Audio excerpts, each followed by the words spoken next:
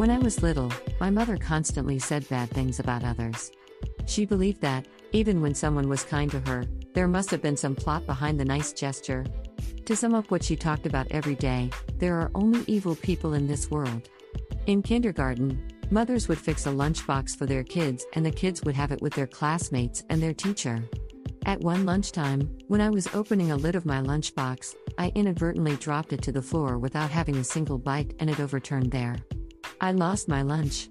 While other kids laughed at me, my teacher, who had been trying so hard to make me play with other kids, cleaned up the mess for me and took me to a small candy store outside the kindergarten. She told me to pick any bread I liked. I picked one timidly, feeling afraid what kind of trap this would be, as I didn't have any money. She suggested one more. I couldn't figure out what was going on and shook my head. She picked one more piece of bread by herself, took out money from her own wallet, and gave all the bread to me. I was stunned. She bought me lunch. It was the first time that someone unrelated to me was so kind to me. Since then, I had started talking to her. Even after I finished kindergarten, I had kept exchanging letters with her and I still sent her a Christmas card every year. She was the first person who destroyed my mother's theory of the evil world and taught me that there were some good people in this world.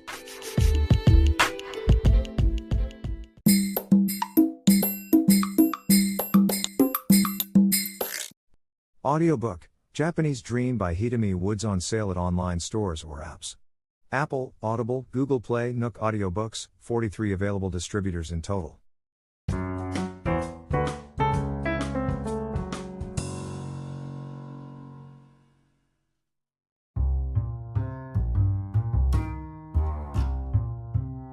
A couple of nights ago, I woke up in the middle of the night when I heard a loud thud. I thought something had fallen from the shelves, but the minute I dozed off, a thud woke me up again. This time, it sounded like my inner noise coming from my head. I opened my eyes and saw my room spinning vertically like a funhouse at a fair. At first I thought it was a strong earthquake. I covered myself with my futon and waited it to stop. Then I noticed there was no noise of anything that should fall or be broken, though the earthquake was strong enough to make my room upside down over and over. Besides, while my room was rolling, I hadn't fallen from the bed. The room was in dead silence and I lay still. I realized it wasn't an earthquake and removed the futon from my face. The room was still spinning around me violently and finally I understood I was having massive vertigo. Since I had hardly ever had vertigo in my life, fear engulfed me. I wondered if I was dying now and this was how it felt right before people died. I asked myself if I had bumped my head on something earlier or eaten something bad, but I had no idea. Long, terrifying minutes later, the spin stopped. I felt queasy and went to the bathroom to feel better. And then, the bathroom started spinning madly. I held onto the wall desperately not to roll around. When it stopped, fierce nausea hit me. I got back to my bed to lie down, and the incredible amount of sweat began to pour out of me. I had never sweated so much before. It was as if every pore on my skin had spewed sweat all at once with all their force. I saw my sweat dribble down onto the floor and was fully convinced that I was dying. The first thing that came to my mind was my new song I've been working on. I regretted not having finished it and thought I should have worked for it much faster. It was near completion but never saw the light.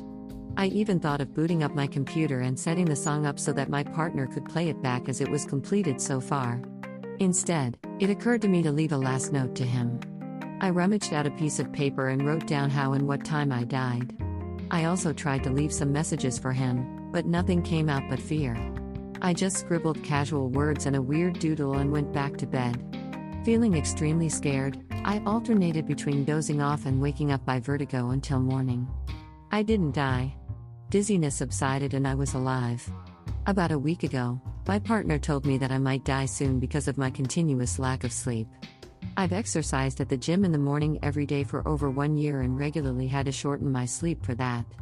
I believe that 1 year exercising had made me physically strong and healthy, and that some lack of sleep wouldn't do me any harm.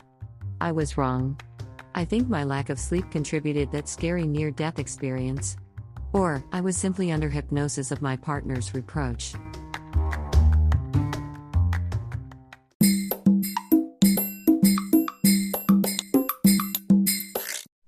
Audiobook, Japanese Dream by Hidemi Woods on sale at online stores or apps. Apple, Audible, Google Play, Nook Audiobooks, 43 available distributors in total.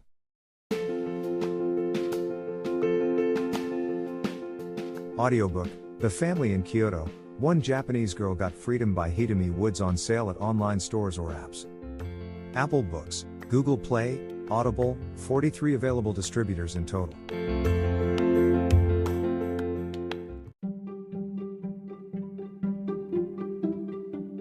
Audiobook, Japanese Dream by Hidemi Woods on sale at online stores or apps.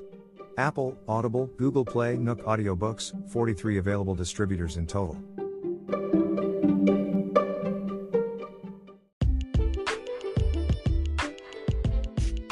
英語聞き流しリスニング、英語テキストと MP3 ダウンロード、その他の物語はホームページからお聞きいただけます。88thpp.com 88thpp.com